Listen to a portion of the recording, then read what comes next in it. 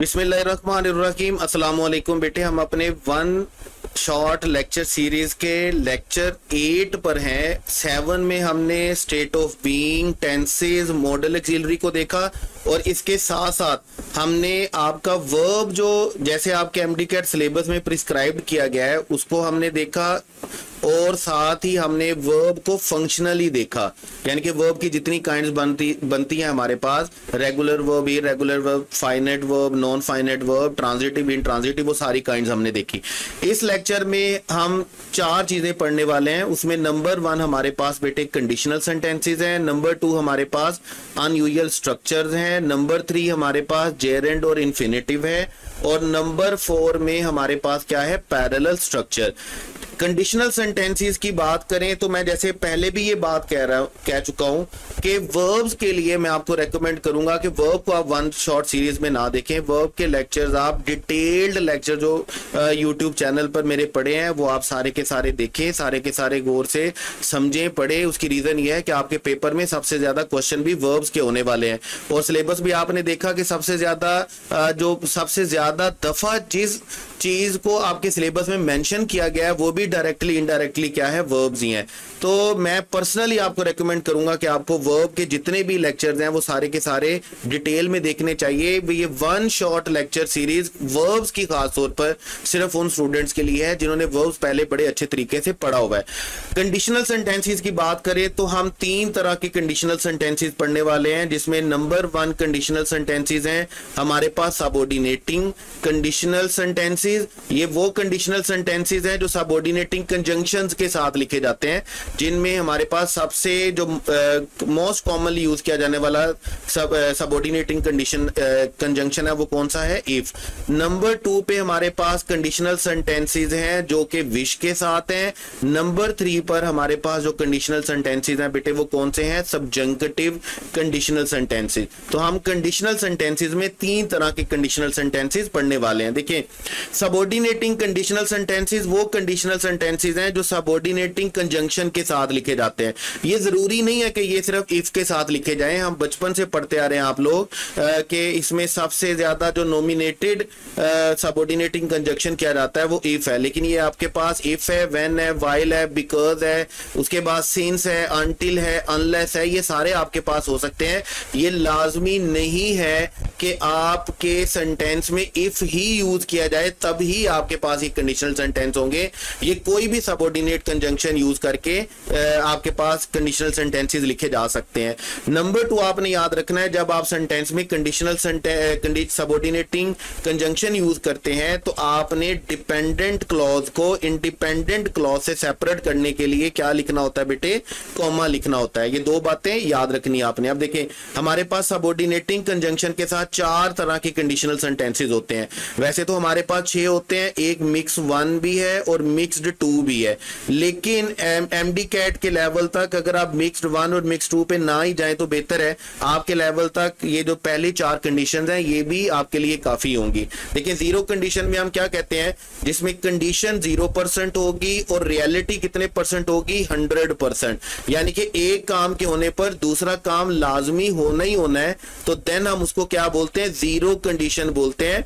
ये present time के लिए बोली जाती है और इसमें क्या करते हैं, हमारी दोनों क्लॉजेस को हम ट्रांसलेट करते हैं, हम लिखते हैं कौन से टेंस के साथ, प्रेजेंट इंडेफिनिट टेंस के साथ। यहां पर आपकी दोनों जो क्लॉजेस हैं वो ट्रांसलेट होंगी बेटे किसमें, प्रेजेंट इंडेफिनिट में।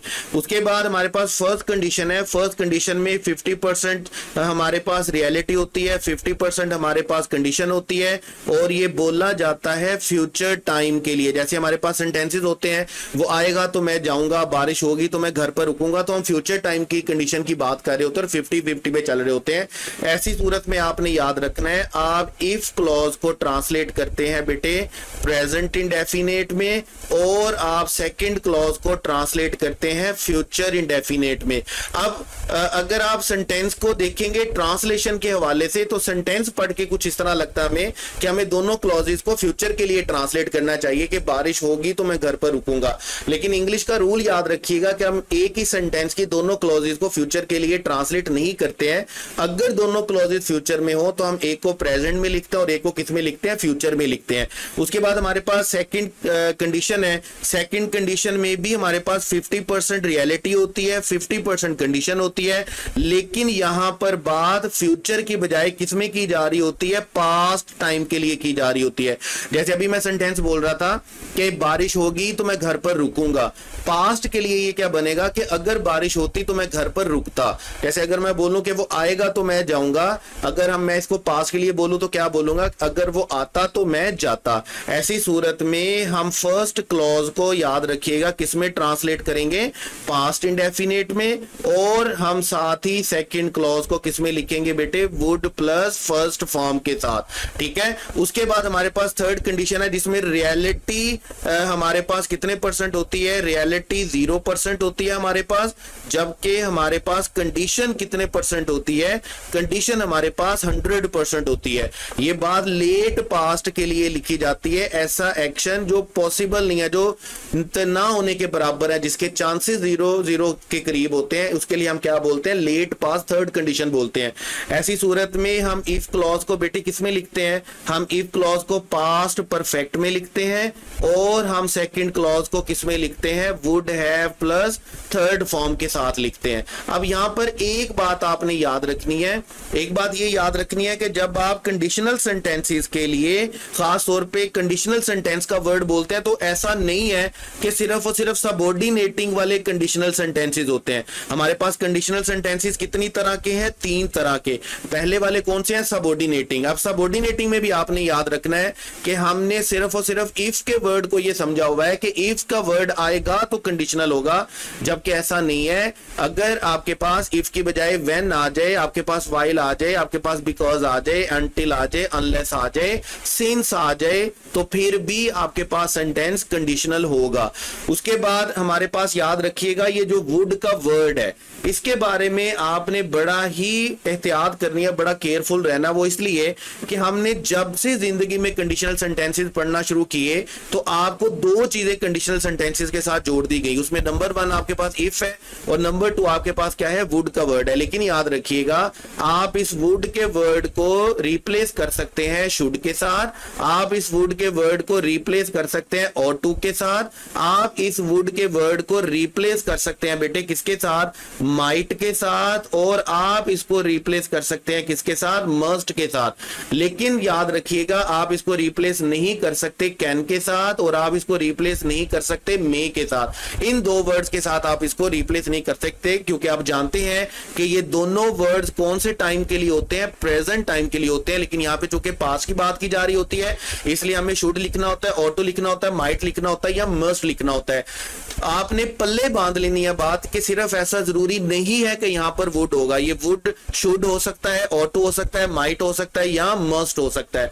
उसके साथ आपने याद रखना है इन्वर्जन इन कंडीशनल सेंटेंसेस। जैसे अभी आपने देखा नम्स के पेपर में भी आया, मैं आपको क्या बोलता रहता हूं बार बार कि ये इन्वर्जन आपने याद रखनी है। मैं इन्वर्जन के लिए वापस एक पेज पर जा रहा हूं ताकि हम यहां पर इसको अच्छे तरीके से लिख लें और आप भी अच्छे तरीके से इनको नोट कर लें। देखिए इन्वर्जन का मतलब क्या होता है कि जब आप सेंटेंस में कंडीशनल सेंटेंस को सबऑर्डिनेट कंजंक्शन से स्टार्ट नहीं करते बल्कि किससे स्टार्ट करते हैं, हेल्पिंग वर्ब से स्टार्ट करते हैं, उसके बाद सब्जेक्ट लिखते हैं आप। ऐसी सूरत में हम क्या बोलते हैं, इसको इन्वर्जन बोलते हैं।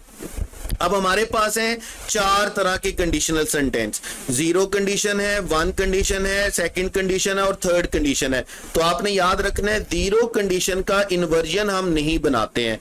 1 कंडीशन का, कंडीशन 1 का इन्वर्जन हम किस तरह बनाएंगे, हम शुड के साथ बनाएंगे। शुड के साथ, शुड के बाद हमारे पास सब्जेक्ट आएगा, सब्जेक्ट के बाद हमें वर्ब की फर्स्ट फॉर्म लिखनी है और सेकंड क्लॉज में हमारे पास कोई चेंज नहीं होता, तो इसलिए सेकंड क्लॉज को हम फ्यूचर फ्यूचर इंडेफिनेट में ही लिखेंगे।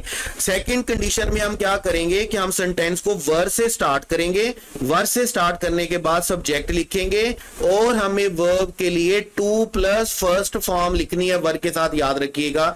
और सेकंड क्लॉज में कोई चेंज नहीं होता तो इसलिए हम वुड प्लस फर्स्ट फॉर्म लिखेंगे। थर्ड कंडीशन के लिए अभी जैसे आपने पेपर में भी देखा, नम्स के पेपर में रिसेंटली अभी आया कि हैड के बाद आपके पास सब्जेक्ट आएगा और हैड की वजह से आपने थर्ड फॉर्म लिखनी है। सेकंड क्लॉज में कोई चेंज नहीं होगा तो इसलिए आपको क्या लिखना है, would have plus third form लिखनी है। ये तीन स्ट्रक्चर बेटे आपने याद रखने हैं जिसको आप क्या बोलेंगे, इन्वर्जन इन कंडीशनल सेंटेंसेस। और इनमें से ये जो थर्ड कंडीशन है ये अभी मैं आपको दोबारा बोल रहा हूं कि अभी नम्स के पेपर में 2025 में आया। तो ये सारी बात जितनी अभी तक हमने की ये पहली तरह के कंडीशनल सेंटेंसेस हैं जिनको हम क्या बोलते हैं, सबऑर्डिनेटिंग कंडीशनल सेंटेंसेस। सेकंड हमारे पास जो कंडीशनल सेंटेंसेस होते हैं ये वो सेंटेंसेस हैं जिनमें विश का वर्ड कैटेगोरिकली पाया जाता है। एक वो सेंटेंसेस होते हैं जिसमें विश का वर्ड नहीं पाया जाता लेकिन ट्रांसलेशन विश होती है। जैसे मेरी ख्वाहिश है कि मैं बादशाह होता, मैं चाहता हूं कि मैं बादशाह होता, ऐसी सूरत में हम सेंटेंस में विश का वर्ड यूज नहीं करते हैं, लेकिन यहां पर कैटेगोरिकली सेंटेंस में विश का वर्ड यूज किया गया होगा। जब आपके सेंटेंस में विश का वर्ड यूज किया गया हो तो आपने याद रखना है, आपने सेंटेंस में सबसे पहले यह देखना है कि आपकी विश कौन से टाइम के लिए है। ठीक है, जब तक आप टाइम जस्टिफाई नहीं करेंगे तब तक आप अपने विश के स्ट्रक्चर को जस्टिफाई नहीं कर सकते। अगर विश प्रेजेंट टाइम के लिए की गई है तो आपने याद रखना है आपने उसको ट्रांसलेट किस में करना है, पास्ट इंडेफिनेट में। हमें सेंटेंस में लाजमी तौर पर कोई ना कोई कीवर्ड दिया जाएगा, क्या करने के लिए, टाइम को नॉमिनेट करने के लिए, टाइम को जज करने के लिए। तो अगर प्रेजेंट टाइम की विश होगी तो प्रेजेंट टाइम की विश आपने कौन से टेंस में लिखनी है, पास्ट इंडेफिनेट में। अगर फ्यूचर टाइम की विश होगी तो फ्यूचर टाइम की विश आपने बेटे लिखनी है वुड प्लस फर्स्ट फॉर्म के साथ। और अगर आपके पास पास्ट टाइम की विश होगी तो पास्ट टाइम की विश को आप दो तरह से लिख सकते हैं, या तो आप पास्ट परफेक्ट में लिख सकते हैं, यानी कि पास्ट परफेक्ट में लिखने का क्या मतलब है कि आप हैड के साथ थर्ड फॉर्म लिखेंगे, या आपके पास क्या होगा, आप would have plus third form का यूज करके अपनी पास्ट की विश को लिखेंगे। जब आपके सेंटेंस में विश का वर्ड आ जाएगा तो आपने ये याद रखना है, आपने सबसे पहले सेंटेंस में टाइम नोट करना है, नॉमिनेट करना है कि टाइम कौन सा है। अगर आपके पास प्रेजेंट टाइम है तो हमारा टेंस रहेगा पास्ट इंडेफिनेट, अगर फ्यूचर टाइम है तो टेंस रहेगा वुड प्लस फर्स्ट फॉर्म, और अगर पास्ट टाइम है तो पास्ट के लिए या तो पास्ट परफेक्ट आएगा या would have plus third form आएगा। ये तीन स्ट्रक्चर आपने याद रखने हैं बेटे, किसके लिए, जब आपके सेंटेंस में विश का वर्ड कैटेगोरिकली लिखा होगा। उसके बाद हमारे पास तीसरी तरह के कंडीशनल सेंटेंसेस होते हैं और ये हमारे पास है सबजंक्टिव। अब देखिए सबजंक्टिव को हम दो हिस्सों में डिवाइड कर लेते हैं। एक हमारे पास होता है प्रेजेंट सबजंक्टिव और एक हमारे पास होते हैं बेटे पास्ट सबजंक्टिव। प्रेजेंट सबजंक्टिव हमारे पास क्या होते हैं, जब आपके सेंटेंस में वर्ड्स यूज किए जाते हैं, लाइक अगर आपके सेंटेंस में वर्ड यूज किया गया सजेस्ट का, आपके सेंटेंस में वर्ड यूज किया गया रेकमेंड का, तो आपके सेंटेंस में वर्ड यूज किया गया it is important, it is vital, it is necessary, it is good, it is bad, इनमें से कोई एक्सप्रेशन यूज किया जाता है तो आपने सेंटेंस के सेकंड पार्ट के लिए तीन बातें याद रखनी है। नंबर वन, आपने कोई मॉडल एक्सिलरी यूज नहीं करना है। नंबर वन, आपने कोई मॉडल एक्सिलरी यूज नहीं करना है। जैसे देखें, अगर मैं सेंटेंस लिखता हूं, मैं कहता हूं कि जी द डॉक्टर सजेस्टेड दैट, हमें ये वर्ड्स कहां पर मिलेंगे, हमें ये वर्ड सेंटेंस के स्टार्ट में मिलेंगे, यानी कि फर्स्ट क्लॉज में मिलेंगे। The doctor suggested that the patient should take his medicine. अब देखिए, अब दिखने में पढ़ने में ये सेंटेंस बिल्कुल ठीक लग रहा है और नम्स में आया भी, जो मैंने आपको कहा कि पेपर बनाने वाले की तरफ से एक बोंगी थी कि इस तरह का क्वेश्चन नहीं बनना चाहिए जिसमें शुड भी आ सकता है, ऑट टू भी आ सकता है, मस्ट भी आ सकता है। अब देखिए सेंटेंस है the doctor suggested that the the patient should take his medicine. अब जब हमारे सेंटेंस के फर्स्ट पार्ट में शुड सजेस्टेड आ गया तो आपने याद रखना है सेकंड पार्ट के लिए आपने नंबर 1 रूल क्या याद रखना है, आपने कोई मॉडल ऑक्सिलरी यूज नहीं करना है। नंबर 2, आपने किसी टेंस को फॉलो नहीं करना, बल्कि आपने जस्ट वर्ब की कौन सी फॉर्म लिखनी है, फर्स्ट फॉर्म, जिसको हम कौन सी फॉर्म बोलते हैं बेटे, हम इसको बेयर इंफिनिटिव फॉर्म बोलते हैं। और तीसरी बात आपने याद रखनी है कि अगर सेंटेंस पैसिव हुआ तो आपने पैसिव सेंटेंस के लिए बी के साथ वर्ब की थर्ड फॉर्म लिखनी है, आपने कोई और चेंज नहीं करना, कोई मॉडल ऑक्सिलरी नहीं लिखना। जैसे देखिए अगर मैं बोलता हूं कि the prime minister suggested that the letter should be written, अब the letter should be written जो आ गया, अब लेटर शुड बी रिटन किस में आ गया, पैसिव वॉइस में। जब ये पैसिव वॉइस में आ गया तो फिर मुझे the letter should be written नहीं लिखना होगा, मुझे शुड हटा देना है, क्योंकि मुझे कोई मॉडल ऑक्सिलरी सेकंड क्लॉज के लिए नहीं लिखना।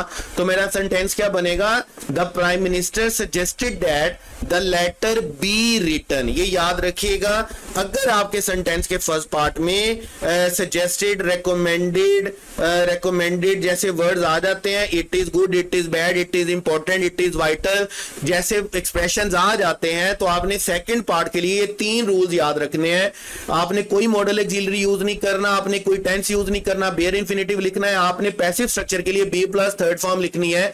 और मैं दोबारा ये बात बार बार बोल रहा हूं कि जिन बच्चों ने इन चीजों को डिटेल से नहीं पढ़ा हुआ वो काइंडली ये 1 शॉर्ट लेक्चर पर वर्ब के लिए इक्तफा ना कीजिएगा, इस पर ना रहिएगा। आपने डिटेल्ड लेक्चर पढ़ने हैं वर्ब्स के, आप यूट्यूब चैनल पर जाएंगे इंग्लिश विद सर अजीम पर, आपको वर्ब की 2 प्लेलिस्ट मिलेंगी, एक में वर्ब के डिटेल्ड लेक्चर है, एक में वर्ब की एक्सरसाइजेस की डिस्कशन दी हुई है। आपने दोनों जो प्लेलिस्ट है वो सारी की सारी देखनी है, उनको 1.75 स्पीड के पे करके देख लीजिएगा, 2 की स्पीड पे करके देख लीजिएगा। लेकिन मैं पर्सनली मेरी आपको ये एडवाइस होगी, ये सजेशन होगी कि आपने ये जो वर्ब, टेंसेस, वॉइस और नरेशन के क्वेश्चन है, जो लेक्चर्स हैं वो डिटेल में जरूर पढ़ने हैं। उसके बाद देखें हमारे पास सेकंड तरह का जो सब्जंक्टिव होता है, ये हम इसे बोलते हैं पास्ट सब्जंक्टिव। पास्ट सब्जंक्टिव कौन से सेंटेंसेस होते हैं जिनमें हम इमेजिनरी कंडीशंस की बात कर रहे होते हैं, जिसमें हम अनरियल कंडीशन की बात कर रहे होते हैं, जिसमें बात सच्ची नहीं होती, हम इमेजिनरी की बात कर रहे होते हैं कि काश मैं बादशाह होता, काश मैं प्राइम मिनिस्टर होता, काश ऐसा होता। ये जो काश वाले सारे सेंटेंसेस होते हैं ना, उसको हम क्या बोलते हैं बेटे, सब्जंक्टिव बोलते हैं। और सब्जंक्टिव में जो हमारे पास वर्ड यूज होते हैं वो हमारे पास जो सबसे इंपॉर्टेंट वर्ड हमारे पास पेपर पॉइंट ऑफ व्यू से होता है वो कौन सा होता है, एज इफ होता है।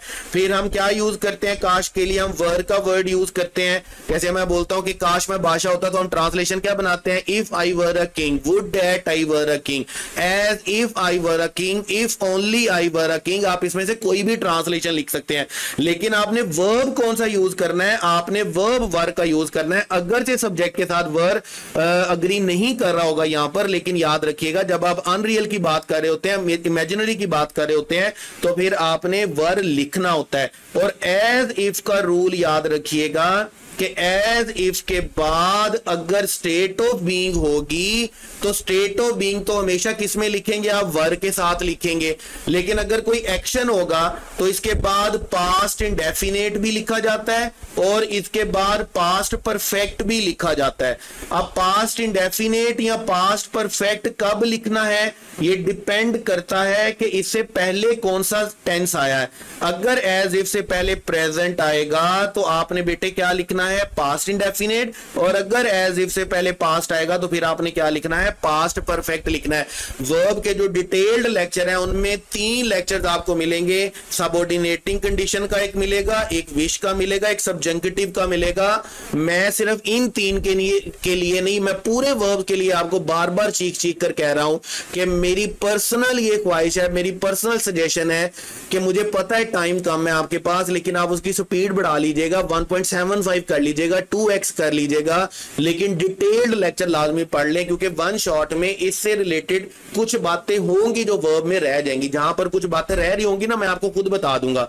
जहां पर कोई जरूरत नहीं होगी, मैं आपको कभी नहीं कहूंगा कि आपको डिटेल लेक्चर पढ़ने चाहिए, वर्ब के आपको डिटेल लेक्चर पढ़ने चाहिए। अब एज इफ के लिए याद रखिएगा, अगर एज इफ से पहले प्रेजेंट टेंस है तो आपने इसके बाद क्या लिखना है, पास्ट इंडेफिनिट। और अगर एज इफ के बाद पास्ट है तो फिर इसके बाद आपने बेटे क्या लिखना है, पास्ट परफेक्ट लिखना है। ये 3 तरह के कंडीशनल सेंटेंसेस हमारे पास होते हैं, subordinating conditional sentences, wish conditional sentences और सब्जंक्टिव कंडीशनल सेंटेंसेस। उसके बाद देखें, उसके बाद हमारे पास 5वीं तरह के जो सेंटेंसेस आते हैं इंग्लिश में, वो हमारे पास बेटे कौन से आते हैं, वो हमारे पास आते हैं अनयूजुअल स्ट्रक्चर। अब अनयूजुअल स्ट्रक्चर क्या होते हैं कि आपने जस्ट ये देखना है कि किस वर्ड के साथ कौन सी फॉर्म यूज होती है। जैसे देखिए, अगर आपके सेंटेंस में हैड बेटर आ गया तो आपने वर्ब की कौन सी फॉर्म यूज करनी है, फर्स्ट फॉर्म। जैसे you had better study for the test, आपके लिए बेहतर है कि आप स्टडी करें अपने टेस्ट के लिए। वुड रादर के साथ आपने वर्ब की कौन सी फॉर्म यूज करनी है, फर्स्ट फॉर्म यूज करनी है। जैसे I would rather stay at home, अगर वुड रादर के साथ डेट आ गया तो फिर आपने वर्ब की फर्स्ट फॉर्म यूज नहीं करनी, फिर आपने सेकंड फॉर्म यूज करनी है। जैसे I would rather date, date आ गया तो आपने स्टे नहीं लिखना, आपने क्या लिखना है, स्टेड लिखना है। वुड रादर नाउन या प्रोनाउन आ गया तो उसके साथ भी आपने वर्ब की सेकंड फॉर्म यूज करनी है। जैसे आई वुड रादर शी, जैसे ही आप शी लिखेंगे आपको स्टे नहीं लिखना, बल्कि आपको क्या लिखना है, स्टेड लिखना है। देखिए मैं इनको अनयूजुअल स्ट्रक्चर क्यों बोल रहा हूं, आप मुख्तलिफ नोट्स में, मुख्तलिफ बुक्स में, मुख्तलिफ टीचर से इनको मुख्तलिफ नामों के साथ पढ़ते हैं। मतलब कोई टीचर इसको बेयर इन्फिनेटिव के नाम से पढ़ा देगा, कोई पॉजिटिव वर्ब के नाम से पढ़ा देगा, कोई अनयूजुअल स्ट्रक्चर के नाम से पढ़ा देगा, कोई यूनिक स्ट्रक्चर के नाम से पढ़ा देगा। ये 30 के करीब स्ट्रक्चर्स हैं, वो मैंने सारे स्ट्रक्चर इकट्ठे करके आपको एक हेडिंग के नीचे लिख दिए हैं, जिसको मैंने अपने तौर पर बेटे क्या नाम दिया है, अनयूजुअल स्ट्रक्चर दिया है। यहां पर हर स्ट्रक्चर को आपने देखना है कि कौन से स्ट्रक्चर के साथ कौन से वर्ब के साथ कौन सी फॉर्म ऑफ वर्ब आ रही है, आपका सिर्फ इतना काम है। जैसे देखें, हमारे पास गेट और गोट आता है तो हमें गेट और गोट के साथ वर्ब की कौन सी फॉर्म लिखनी होती है, थर्ड फॉर्म। जैसे he got the document signed, लेकिन अगर गेट और गॉट के साथ पर्सन मेंशन कर दिया जाता है तो फिर हमें 2 प्लस फर्स्ट फॉर्म लिखनी होती है। जैसे हम बोलते हैं ही गॉट हिज ब्रदर, अब गॉट के बाद क्या आ गया, हिज ब्रदर, तो वर्ब की कौन सी फॉर्म आएगी, 2 फिक्स आएगी। हमें थर्ड फॉर्म नहीं लिखनी होगी, फिर 2 प्लस फर्स्ट फॉर्म लिखनी होगी। जहां पर भी मेक और मेड आएगा, मेक और मेड के साथ हमें वर्ब की फर्स्ट फॉर्म लिखनी है। लेकिन अगर मेक और मेड से पहले बी फॉर्म आ गया, और बी फॉर्म का मतलब हमारे पास क्या होता है, बी फॉर्म का मतलब होता है is am are, be form का मतलब क्या होता है, वाज वर। जहां पर भी ये आ गया मेक और मेड से पहले बीन और बीइंग आ गया तो फिर हमने फर्स्ट फॉर्म नहीं लिखनी होती बेटे, फिर हमने 2 प्लस फर्स्ट फॉर्म लिखनी होती है। जैसे देखिए, हमारे पास है the teacher made the student stand, यहां पर वर्ब की फर्स्ट फॉर्म आएगी, लेकिन अगर मेड से पहले वर आ गया, वर का मतलब बी फॉर्म आ गया, तो फिर हमने इसका पैसिव स्ट्रक्चर बनाना है, और पैसिव स्ट्रक्चर के लिए क्या आएगा, 2 प्लस फर्स्ट फॉर्म आएगी। इसके बाद हमारे पास हैज, हैव और हैड। हैज, हैव और हैड को आप सेंटेंस में 5 तरह से पढ़ते हैं। 5 तरह से कैसे पढ़ते हैं कि आप सबसे पहले इसको हैज, हैव, हैड को पढ़ते हैं परफेक्ट टेंसेस के लिए, और जब आप इनको परफेक्ट टेंसेस के लिए पढ़ते हैं तो आप समझते हैं कि आपने इनके साथ वर्ब की कौन सी फॉर्म यूज करनी होती है, थर्ड फॉर्म यूज करनी होती है। प्रेजेंट में हैज, हैव के साथ थर्ड फॉर्म, पास्ट में हैड के साथ थर्ड फॉर्म, फ्यूचर में विल हैव, शैल हैव के साथ थर्ड फॉर्म। और अगर आप इसे परफेक्ट कंटीन्यूअस टेंसेस में पढ़ेंगे, जहां पर आप इनके साथ बीन का वर्ड यूज करते हैं, तो फिर आप ऐसी सूरत में वर्ब की कौन सी फॉर्म लिखेंगे, इनके साथ आईएनजी फॉर्म यूज करेंगे। प्रेजेंट परफेक्ट कंटीन्यूअस में हैज बीन, हैव बीन के साथ आईएनजी आएगी, पास्ट परफेक्ट कंटीन्यूअस में हैड बीन के साथ आईएनजी आएगी, फ्यूचर परफेक्ट कंटीन्यूअस में विल हैव बीन और शैल हैव बीन के साथ आईएनजी फॉर्म आएगी। उसके अलावा देखें, हम हैज, हैव को यूज करते हैं क्या करने के लिए, हम यूज करते हैं इसको पोजेशन बताने के लिए, और जब हम पोजेशन बताने के लिए यूज करते हैं तो हम इसके बाद नाउन लिखते हैं, हम इसके साथ कोई फॉर्म ऑफ वर्ब यूज नहीं करते। जैसे हम कहते हैं she has a beautiful voice, I have a pen, I have a car, I have a house, he has a house, he has a mobile. तो ऐसी सूरत में जब हम पोजेशन बता रहे होते हैं तो हमने इसके बाद क्या बताना होता है, नाउन बताना होता है, यहां पे फॉर्म ऑफ वर्ब यूज ही नहीं होती है। इसके साथ हमारा थर्ड स्ट्रक्चर क्या होता है, जहां पर हमने काम ऐसा एक्शन बताना होता है जो हमें मजबूरन में करना पड़ता है, जो मजबूरी फोर्सफुली करना पड़ता है। तो ऐसी सूरत में हम हैज हैव हैड के साथ बेटे कौन सी फॉर्म लिखेंगे, टू प्लस फर्स्ट फॉर्म। जैसे I have to complete the assignment today, मुझे आज असाइनमेंट मुकम्मल करनी है। आई हैव टू गो, मुझे जाना है। The patient has to take medicine, मरीज को दवाई खानी पड़ती है। जब मजबूरी कोई काम करना पड़ता है, ऑब्लिगेशन हम पे होती है, तो हम उसके लिए हैज हैव हैड के साथ वर्ब की कौन सी फॉर्म लिखेंगे, टू प्लस फर्स्ट फॉर्म लिखेंगे। उसके बाद हम हैज हैव हैड को खास तौर पर एंट्री टेस्ट के लिए आपने याद रखना है। अगर सेंटेंस में हैज हैव हैड के बाद कोई ह्यूमन बीइंग लिखा गया है, कोई पर्सन लिखा गया है, तो फिर आपने इसके साथ बेटे वर्ब की कौन सी फॉर्म लिखनी है, फर्स्ट फॉर्म। और अगर इसके बाद कोई ऑब्जेक्ट लिखा हुआ है तो फिर आपने वर्ब की कौन सी फॉर्म लिखनी है, थर्ड फॉर्म लिखनी है। जैसे मैं बोल रहा हूं हैड द ड्राइवर, अब हैड के बाद क्या आ गया, पर्सन आ गया, तो मैंने वर्ब की कौन सी फॉर्म यूज कर दी, फर्स्ट फॉर्म। लेकिन had her dress, her dress क्या आ गया, ऑब्जेक्ट आ गया, तो साथ ही मैंने वर्ब की कौन सी फॉर्म यूज की, थर्ड फॉर्म, यानी कि स्टिच्ड यूज किया। जब भी आपने हैज हैव हैड पढ़ना है, अगर इसके बाद ह्यूमन बीइंग आएगा तो वर्ब की कौन सी फॉर्म आएगी, फर्स्ट फॉर्म। और अगर इसके बाद ऑब्जेक्ट आएगा तो वर्ब की कौन सी फॉर्म आएगी बेटे, थर्ड फॉर्म आएगी। उसके बाद देखिएगा आपके पास चार स्ट्रक्चर चलते हैं यूज टू के साथ। यहां पर यूज टू का स्ट्रक्चर देखने के लिए आपको सबसे पहले यह देखना है कि सेंटेंस सब्जेक्ट से स्टार्ट हो रहा है या सेंटेंस ऑब्जेक्ट से स्टार्ट हो रहा है। यह देखना बड़ा जरूरी है आपके लिए कि सेंटेंस सब्जेक्ट से स्टार्ट हो रहा है या सेंटेंस ऑब्जेक्ट से स्टार्ट हो रहा है। देखिए अगर आपका सेंटेंस सब्जेक्ट से स्टार्ट हो रहा है, उसमें यूज टू आएगा, तो आपने वर्ब की कौन सी फॉर्म यूज करनी है, आपने वर्ब की फर्स्ट फॉर्म यूज करनी है। जैसे हम बोलते हैं शी यूज टू प्ले, और अगर यूज टू से पहले बी फॉर्म आ गई, और अगेन वही बात कि बी फॉर्म का मतलब हमारे पास क्या होता है, is am are was were been और बीइंग। जब बी फॉर्म आ जाएगी तो फिर आपने फर्स्ट फॉर्म नहीं लिखनी है, फिर आपने फर्स्ट फॉर्म के साथ एडिशन करना होता है आईएनजी का। जैसे ही इज यूज्ड टू, जैसे इज आएगा तो फिर हम यूज टू वॉक नहीं लिखेंगे, वेक नहीं लिखेंगे, बल्कि हम क्या लिखेंगे, वेकिंग लिखेंगे। उसके बाद अगर सेंटेंस में सब्जेक्ट के साथ यूज टू से पहले गेट और गॉट आ गया, तो ऐसी सूरत में भी हमने वर्ब की कौन सी फॉर्म यूज करनी है, आईएनजी फॉर्म यूज करनी है। जैसे हम बोलते हैं she got used to the new routine, यहां पर नाउन लिखा हुआ है, ये भी याद रखिएगा। ये जरूरी नहीं है कि गेट और गॉट की सूरत में यहां पर वर्ब ही आएगा। वर्ब आएगा तो हमने आईएनजी फॉर्म यूज करनी है, अदरवाइज नाउन आएगा तो फिर तो हमें definitely form of verb use करने की, बोदर करने की जरूरत नहीं है। लेकिन अगर यूज टू के साथ सेंटेंस में ऑब्जेक्ट आ गया, तो एक बात आपने पल्ले बांध लेनी है कि आपने यूज टू से पहले ऑब्जेक्ट की वजह से बी फॉर्म लाजमी लिखनी है, क्योंकि ऑब्जेक्ट के साथ आपका सेंटेंस एक्टिव नहीं होता, क्या होता है, पैसिव। जब आपने ऑब्जेक्ट से सेंटेंस स्टार्ट किया, उसके बाद आपने बी फॉर्म लाजमी लिखनी है यूज टू से पहले, और ऐसी सूरत में आपने जस्ट फर्स्ट फॉर्म लिखनी है, आईएनजी लिखने की जरूरत नहीं है। जैसे सेंटेंस आपके पास क्या आएगा, दिस टूल। अब दिस टूल कोई पर्सन नहीं है, ह्यूमन बीइंग नहीं है, कोई सब्जेक्ट नहीं है, डूअर ऑफ एक्शन नहीं है, बल्कि ये क्या है, ये ऑब्जेक्ट है। जब ऑब्जेक्ट है तो बी फॉर्म लाजमी आना है, मैं इस बी फॉर्म के बगैर सेंटेंस को नहीं बना सकता। और यूज टू के बाद मुझे वर्ब की कौन सी फॉर्म लिखनी है बेटे, फर्स्ट फॉर्म लिखनी है, यहां पर मुझे आईएनजी फॉर्म लिखने की जरूरत नहीं है। उसके बाद हमारे पास है कांट हेल्प और कुडंट हेल्प। बड़ा सिंपल है, जहां पर भी कांट हेल्प और कुडंट हेल्प आ जाएगा तो आपने फर्स्ट फॉर्म आईएनजी यूज करना है। लेकिन अगर कांट हेल्प बट और कुडंट हेल्प बट आ जाएगा कि मैं खुद को इस काम से ना रोक सका, तो ऐसी सूरत में बट की सूरत में आपने आईएनजी फॉर्म नहीं लिखनी, बल्कि बट की सूरत में आपने क्या लिखनी है, फर्स्ट फॉर्म लिखनी है। जैसे देखिए कांट हेल्प के साथ आपने क्या लिखा, लाफिंग, लेकिन कांट हेल्प बट के साथ आपने क्या लिखा, लाफ। ये जितने भी अनयूजुअल स्ट्रक्चर है, आपको सिर्फ और सिर्फ सेंटेंस में वर्ड को पॉइंट आउट करना और उसके साथ आने वाली करेक्ट फॉर्म को जस्टिफाई करना आपने। उसके बाद देखिएगा बड़ा ही टेक्निकल है हमारे पास नीड का वर्ड, और जब मैंने इसको टेस्ट में डिस्कस किया तो मैं आपको बार बार बोल रहा हूं कि ये बड़ा ही इंपॉर्टेंट है पेपर पॉइंट ऑफ व्यू से। पहले भी 2 दफा पेपर में आ चुका, और बच्चे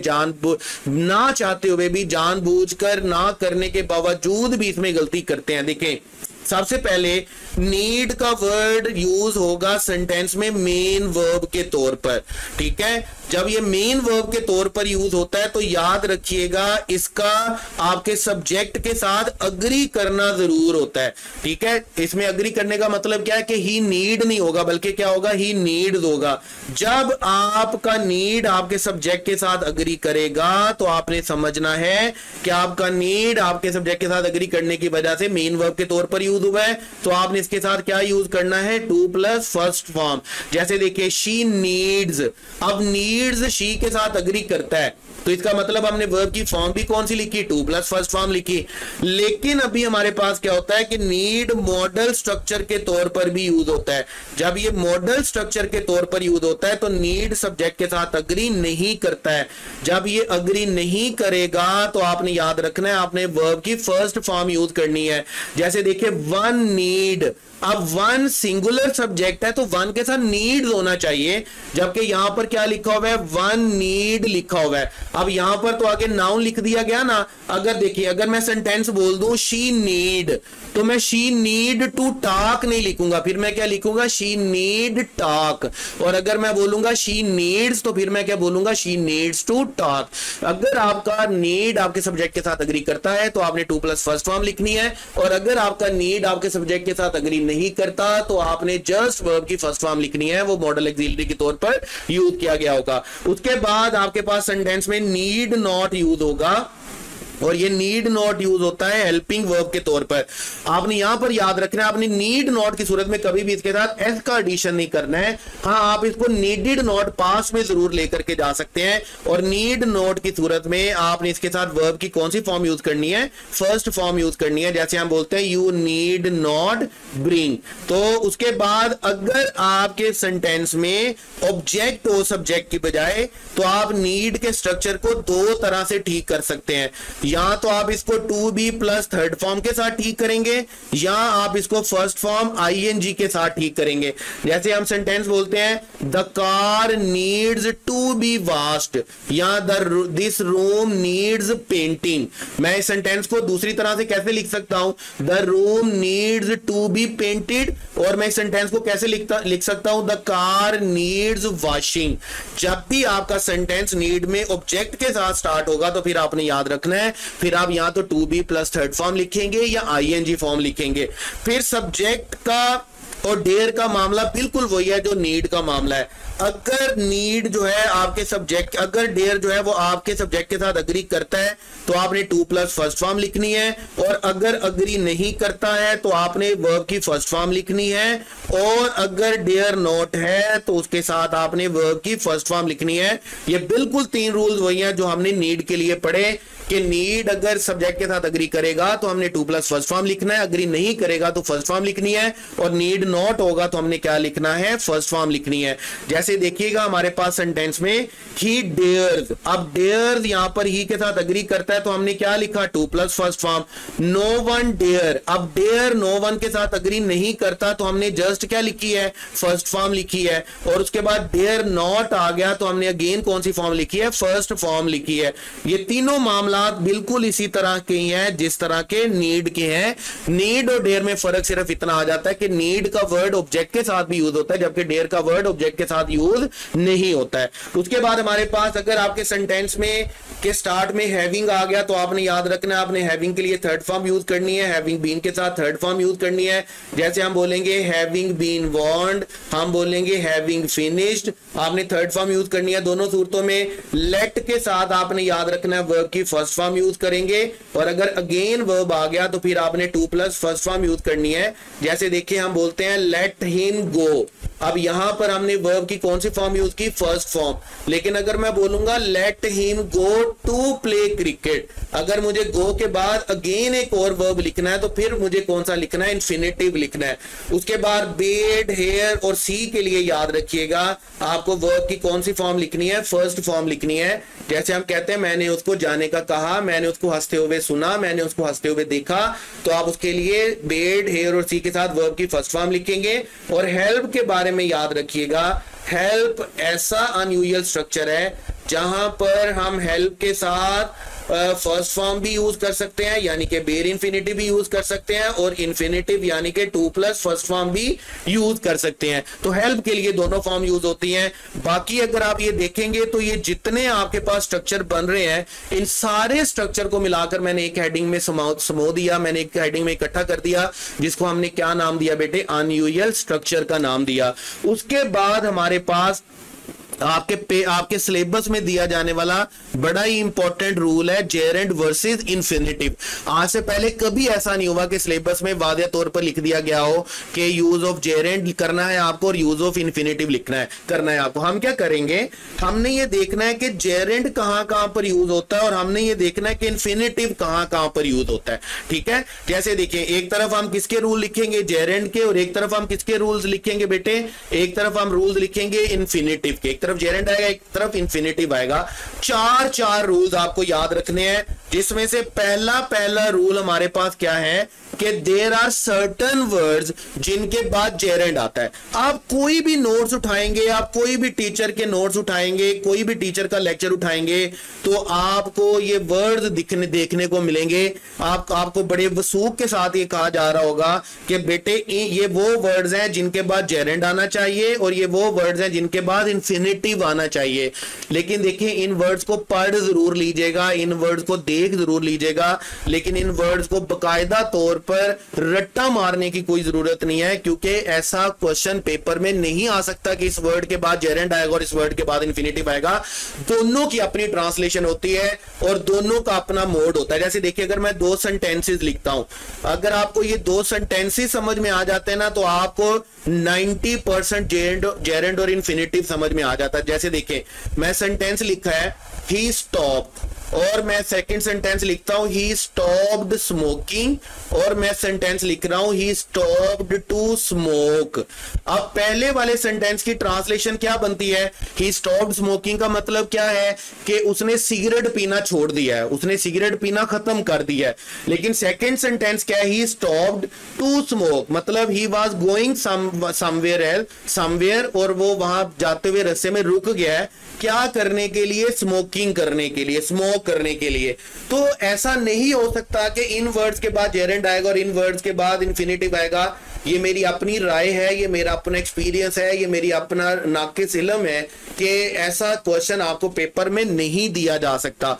ठीक है, एक्सटेंशन बहुत बड़ी होती है। हाँ, पेपर में जो आपको जेरेंड और इंफिनिटिव का रूल दिया जाएगा ना, वो आपके पास टेक्निकल रूल होगा। नंबर 2 रूल आपने याद रखना है इंफिनिटिव के लिए और जेरेंड के लिए, क्या है कि जहां कहीं पर प्रेपोजिशन होगी ना, प्रेपोजिशन के फौरन बाद आपको क्या लिखना है, जेरेंड, और एडजेक्टिव के फौरन बाद आपको क्या लिखना है, इंफिनिटिव लिखना है। देखिए ये टेक्निकल रूल्स है, यहां पर आपको रट्टा मारने की कोई जरूरत नहीं है। इन आ गया तो क्या आएगा, लर्निंग, विदाउट आ गया तो क्या आएगा, सेइंग, अबाउट आ गया तो क्या आएगा, गोइंग। जहां पर भी प्रेपोजिशन के बाद वर्ब आ गया तो वर्ब क्या होना चाहिए, जेरेंड, और जहां कहीं पर भी एडजेक्टिव के बाद वर्ब आ गया तो एडजेक्टिव के बाद वर्ब बेटे आप देख रहे हैं क्या होगा, आपके पास इंफिनिटिव होगा। She was too weak, standing नहीं होगा बल्कि क्या होगा, she was too weak to stand. I was happy to help them, she will be delighted to see you. जहां पर भी एडजेक्टिव आ गया, एडजेक्टिव के बाद आपने क्या लिखना है, इंफिनिटिव, और जहां पर भी प्रेपोजिशन आ गया, प्रेपोजिशन के बाद क्या लिखना है, जेरेंड। उसके बाद आपके पास थर्ड रूल है जेरेंड और इंफिनिटिव का कि जहां पर भी आपने सब्जेक्ट और ऑब्जेक्ट के तौर पर यूज करना है तो आप समझते हैं कि आपने किसको यूज करना है, जेरेंड को, और जहां पर भी आपने एक्शन का रीजन बताने के लिए यूज करना है वहां पर आपने किसको यूज करना है, इंफिनिटिव को। जैसे देखिए रीडिंग इंप्रूव्स योर वोकैबुलरी, यहां पर रीडिंग किसके तौर पर यूज हुआ है, नाउन के तौर पर। इसी तरह स्विमिंग किसके तौर पर हुआ है, नाउन सब्जेक्ट के तौर पर। पेंटिंग किसके तौर पर यूज हुआ है, नाउन ऑब्जेक्ट के तौर पर। जहां पर भी हमने सब्जेक्ट और ऑब्जेक्ट के तौर पर वर्ब को लिखना है तो हमने उसकी कौन सी फॉर्म को लिखना है, जेरेंड को नाउन बनाकर। इसी तरह जहां पर भी हमने रीजन बतानी होगी ना किसी भी काम की तो हमने इंफिनिटिव लिखना है, 2 प्लस फर्स्ट फॉर्म लिखनी है। जैसे हम कहते हैं शी स्टडीज हार्ड, वो सख्त मेहनत करती है, क्या करने के लिए, to pass the exam. He ran fast, वो तेजी से भागा, क्या करने के लिए, to catch the bus. They move to the city, वो शहर में शिफ्ट हो गए चले गए क्या करने के लिए, to find a better job. तो जब भी आपने किसी एक्शन का रीजन बताना है ना, तो एक्शन का रीजन बताने के लिए आपको क्या लिखना है बेटे, इन्फिनिटिव लिखना है। उसके बाद देखें जेरेंड और इन्फिनिटिव का फोर्थ रूल अपने पास याद रखिएगा। जेरेंड का फोर्थ रूल क्या कहता है कि हमने प्रेपोजिशन के बाद क्या लिखना है, हमने प्रेपोजिशन के बाद जेरेंड लिखना है, और जहां पर भी टू आता है तो टू के बाद हमें वर्ब की कौन सी फॉर्म लिखनी होती है, फर्स्ट फॉर्म लिखनी होती है। लेकिन कुछ एक्सप्रेशंस हमारे पास इस तरह के हैं जहां पर हम टू के बाद फर्स्ट फॉर्म नहीं लिखते, बल्कि हम टू के बाद क्या लिख रहे होते हैं बेटे, जेरेंड लिख रहे होते हैं। ठीक है, जैसे देखें कि शी इज एडिक्टेड टू, तो एडिक्टेड टू के बाद ईट नहीं आएगा बल्कि क्या आएगा, ईटिंग आएगा। ऑब्जेक्टेड टू बिल्ड नहीं आएगा बल्कि क्या आएगा, बिल्डिंग आएगा। कमिटेड टू इंप्रूव नहीं आएगा बल्कि क्या आएगा, इंप्रूविंग आएगा। ये जितने भी एक्सप्रेशन लिखे हुए हैं आपके पास, इनमें आपने टू के बाद फर्स्ट फॉर्म यूज नहीं करनी है, बल्कि इनमें टू के बाद आपने कौन सी फॉर्म यूज करनी है, आईएनजी फॉर्म यूज करनी है। उसके बाद याद रखिएगा सेंटेंस में जहां भी इनफ के बाद अगर आपने वर्ब लिखना है तो आपने इनफ के बाद आप देख रहे हैं आपके पास क्या लिखा हुआ है, इन्फिनिटिव लिखा हुआ है। She is smart enough to solve, he wasn't fast enough to win, और they are strong enough to lift. जहां पर भी आपने इनफ के बाद वर्ब लिखना है तो इनफ के बाद वर्ब की कौन सी फॉर्म लिखनी है, टू प्लस फर्स्ट फॉर्म यानी कि इन्फिनिटिव लिखना है। देखिए जो पहला रूल है ना आपके पास कि इन वर्ड्स के बाद इन्फिनिटिव आएगा और इन वर्ड्स के बाद जेरेंड आएगा, मैं पर्सनली उस रूल को इस काबिल नहीं समझता कि वो पेपर में दिया जा सकता है। पेपर में अगर आपको जेरेंड और इन्फिनिटिव में से क्वेश्चन बनाकर दिया जाएगा तो वो ये तीन रूल्स हैं जिसमें दिया जाएगा। तो आपको बड़े आसानी के साथ याद रखना है कि प्रेपोजिशन के बाद क्या आएगा, जेरेंड, और एडजेक्टिव के बाद क्या आएगा, इन्फिनिटिव। सब्जेक्ट ऑब्जेक्ट के तौर पर क्या आएगा, जेरेंड, और रीजन के लिए क्या आएगा, इन्फिनिटिव। ये एक्सप्रेशन वो है जहां पर टू के बाद हमें क्या लिखना है, जहां पर टू के बाद हमें इन्फिनिटिव फर्स्ट फॉर्म नहीं लिखनी बल्कि क्या लिखनी है, हमें जेरेंड लिखना है। और जहां कहीं पर भी इनफ के बाद हमें वर्ब लिखना होगा तो इनफ के बाद भी वर्ब बेटे हमारे पास कौन सा आएगा, टू प्लस फर्स्ट फॉर्म आएगा। ये तीन रूल्स आपने इन्फिनिटिव और जेरेंड के क्या करना है, बड़े अच्छे तरीके से याद रखने हैं। ये टेक्निकल रूल्स हैं, ग्रामेटिकल रूल है, फंक्शनल रूल्स है। इनके लिए आपको किसी भी चीज को रट्टा मारने की जरूरत नहीं है, सिवाय इन वर्ड्स के जो आपने अच्छे से याद कर लेने हैं, जहां पर आप टू के बाद फर्स्ट फॉर्म नहीं लिखेंगे बल्कि टू के बाद क्या लिखेंगे, जेरेंड लिखेंगे। उसके बाद देखें लास्ट में सेवंथ नंबर पर जो हमारे पास चीज लिखी हुई है ना, वो है हमारे पास बेटे पैरेलल स्ट्रक्चर। पहले इस बात को समझें। देखिए आप इसको पढ़ते हैं नरेशन के तौर पर। नरेशन का मतलब क्या होता है, जब आप देखिए मैंने आपको पहले भी बताया कि आपको ऐसा नहीं होगा कि पेपर में डायरेक्ट नरेशन दी जाएगी और आपको कहा जाएगा इसको इनडायरेक्ट में चेंज करें, या इनडायरेक्ट दी जाएगी आपको कहा जाएगा डायरेक्ट में चेंज करें। आपको टेंस का सीक्वेंस देखना होगा। उसी सीक्वेंस को, उसी पैरेलल स्ट्रक्चर को हम क्या बोलते हैं बेटे, उसी पैरेलल स्ट्रक्चर को हम कॉम्बिनेशन बोलते हैं, उसी पैरेलल स्ट्रक्चर को सीक्वेंस ऑफ टेंसेस बोलते हैं, उसी पैरेलल स्ट्रक्चर को हम क्या बोलते हैं, नरेशन बोलते हैं। जैसे देखिए नंबर 1 में अगर आपके सेंटेंस का फर्स्ट पार्ट प्रेजेंट में होगा तो आपके सेकंड पार्ट का टेंस जो है वो प्रेजेंट हो सकता है, पास्ट हो सकता है, फ्यूचर हो सकता है। यानी कि अगर आपका सेंटेंस का फर्स्ट पार्ट प्रेजेंट में है तो सेकंड किसी भी टेंस में हो सकता है। लेकिन अगर आपका सेंटेंस का फर्स्ट पार्ट फ्यूचर में है तो सेकंड आपके पास प्रेजेंट में हो सकता है, पास्ट में हो सकता है, लेकिन फ्यूचर में नहीं हो सकता। उसकी रीजन क्या है कि मैंने अभी आपको बताया कि एक ही सेंटेंस के दोनों क्लॉजेस को हम फ्यूचर में नहीं लिखते हैं। और नंबर 3 में अगर आपके सेंटेंस का फर्स्ट पार्ट पास्ट में है तो second part must be in past.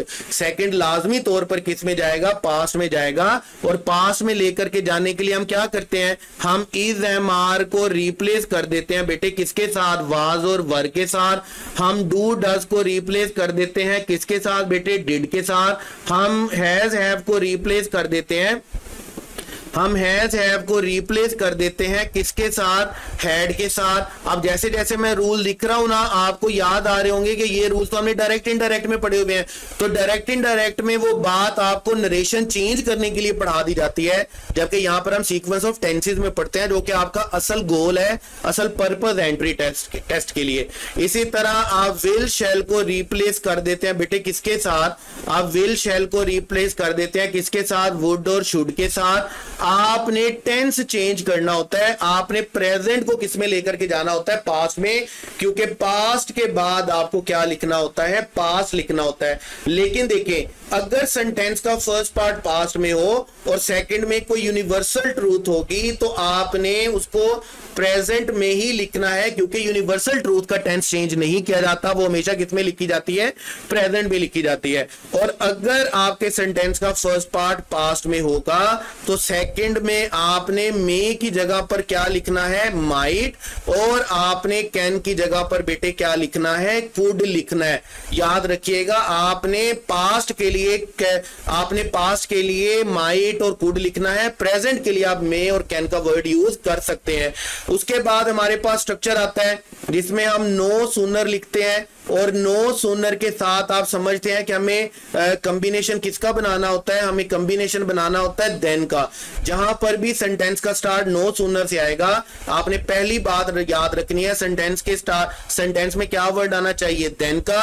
Number 2 आपने याद रखना है, आप फर्स्ट क्लॉज के लिए या तो पास्ट इंडेफिनेट लिखेंगे या आप पास्ट परफेक्ट लिखेंगे, और आपने इसको लिखना भी किस में है, आपने इसको लिखना भी इन्वर्जन में है, यानी कि हेल्पिंग वर्ब पहले लिखना है और सब्जेक्ट बाद में लिखना है। और सेकंड क्लॉज के लिए आपने लाजमी तौर पर कौन सा टेंस लिखना है बेटे, पास्ट इंडेफिनिट टेंस लिखना है। इसी तरह हमारे पास अगर सेंटेंस में हार्डली, स्कार्सली, बेयरली आ जाए, अब अगर हार्डली, स्कार्सली, बेयरली आ गया आपके पास, तो आपने याद रखना है हार्डली, स्कार्सली, बेयरली की सूरत में आपका पेयर किसके साथ बनता है, व्हेन के साथ। यहां पर भी उसी तरह आपके पास होगा, यहां पर भी आपको इन्वर्जन लिखनी है पास्ट इंडेफिनिट की, यहां आपको इन्वर्जन लिखनी है पास्ट परफेक्ट की, और सेकंड क्लॉज के लिए बेटे आपको क्या लिखना है, पास्ट इंडेफिनिट लिखना है। इस सारी बात को जब आप इकट्ठा करेंगे तो आप इसको क्या बोलते हैं, पैरेलल स्ट्रक्चर, आप इसे बोलते हैं नरेशन, आप इसे बोलते हैं सीक्वेंस ऑफ टेंसेस, आप इसे बोलते हैं कुछ भी आप अरेंजमेंट ऑफ टेंसेस बोल ले, कोई वर्ड भी आप इसको दें। लेकिन जब आप एंट्री टेस्ट के हवाले से नरेशन की बात करते हैं, तो ये पॉइंट वो होते हैं, ये वो पॉइंट्स हैं जो आपको याद रखने हैं। पेपर में इस तरह नहीं होगा कि आपको डायरेक्ट सेंटेंस देकर कहा जाए कि आपने इसको इनडायरेक्ट में चेंज करना है, या इनडायरेक्ट देकर कहा जाए कि आपको इसको डायरेक्ट में चेंज करना है। तो मैं दोबारा आखिर पर यह बात बोल रहा हूं कि मैं पर्सनली रेकमेंड करूंगा, सजेस्ट करूंगा कि आपने लाजमी तौर पर वर्ब के डिटेल्ड लेक्चर देखने हैं और वर्ब के डिस्कशन के डिटेल्ड लेक्चर देखने हैं। और मैं आपको खुल्लम खुल्ला एक बात बता रहा हूं कि वर्ब हो, टेंसेस हो, एक्ट वॉइस हो या नरेशन हो, कंडीशनल सेंटेंसेस हो, अनयूजुअल स्ट्रक्चर हो, ये याद करने से नहीं आते, ये प्रैक्टिस करने से आते हैं। आपने प्रैक्टिस करनी है, आप मुझे मैसेज करेंगे व्हाट्सएप पे, नंबर आपकी स्क्रीन पे सामने है, आपने मुझे मैसेज करना है, मैं आपको पीडीएफ सेंड करूंगा, आपने उसकी प्रैक्टिस करनी है, और आपने फिर उस प्रैक्टिस के डिस्कशन के लेक्चर्स लेने हैं।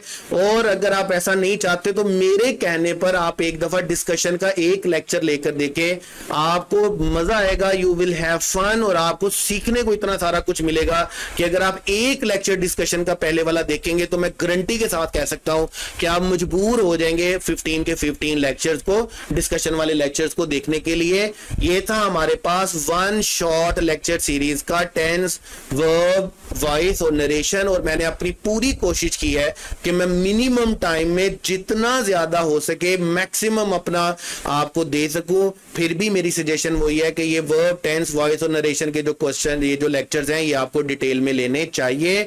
कोई बात समझ में ना आई हो, कोई बात पल्ले ना पड़ी हो तो पूछ लीजिएगा। मेहनत करते रहे, कोशिश करते रहे, दुआ करते रहे, नमाज पढ़ते रहे, कुरान पढ़ते रहे, और मुझे भी दुआओं में या अपनी दुआओं में, नेक दुआओं में, ढेर सारी दुआओं में याद रखिएगा। Wish you all the best. Allah Hafiz.